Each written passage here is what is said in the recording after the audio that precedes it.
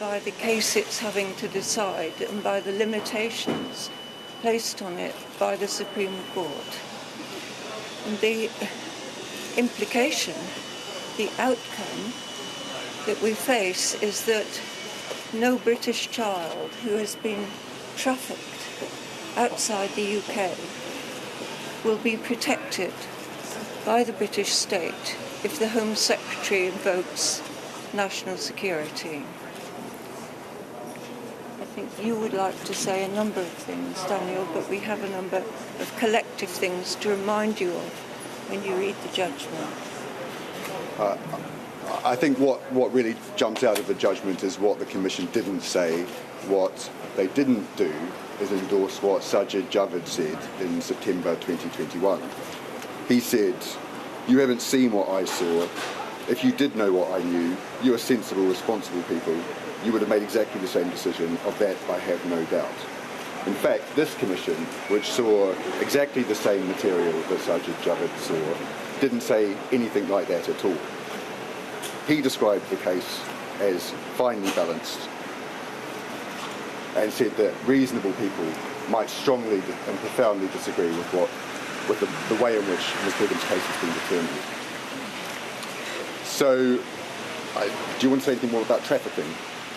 I think repeatedly you'll see in the judgment the findings that the Commission finds a credible suspicion that Shamima Begum was trafficked, a credible suspicion that she was harboured by the traffickers until 2019, a credible suspicion that there were extraordinary failures within the UK in failing to prevent her and her friends travelling. Reading the factual underpinning of what the Commission considers to have been made out on Ms Begum's behalf, you would feel that there would be no way that she could not have succeeded in her appeal.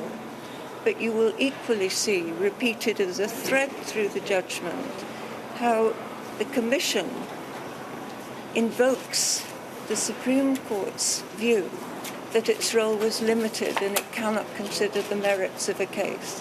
It's limited to the most narrow grounds of administrative review. In consequence, you have a judgment in which the court is effectively saying, as things stand now, we are stuck in a way that we do not think reflects the findings we are making.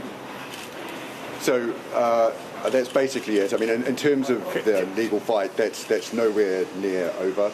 We're not going to go into details about exactly what that means at this stage. I think what else this judgment calls out for, though, is some courage and some leadership from the Home Secretary to look at this case afresh in light of the clear and compelling factual findings that this court has made.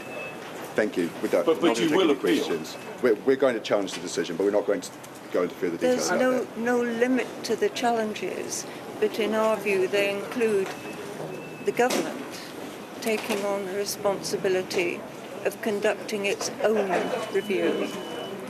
And what prospect is there of Begum's that? family about this? Any reaction from her family about the decision today? You've known before they've known. She will have known as you've broadcast it. And so we'll be speaking to those we can speak to immediately now. Immediately. She wasn't allowed to know the outcome until 10 a.m. today, and neither was Suella Braverman. Thank you very much. Thank you very much. Thank you.